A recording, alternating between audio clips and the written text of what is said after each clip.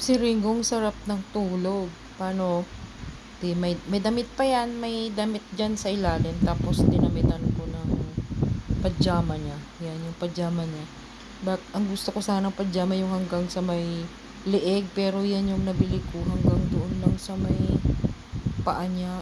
Ang iniiwasan ko yung kakagatin siya ng lamok. Kaya pinasuot ko yan. Subalit doble yung suot niya. Isa yung nasa ilalim na damit para hindi kagatin yung tiyan niya. Yung paa naman niya, hindi naman na-cover. Sarap ng tulog niya, no? Ang sarap ng tulog niya. Tapos inilagay ko yan yung unan kasi ba, nakaangat kasi yung paa niya. Kaya nilagyan ko ng unan. Sarap ng tulog niya.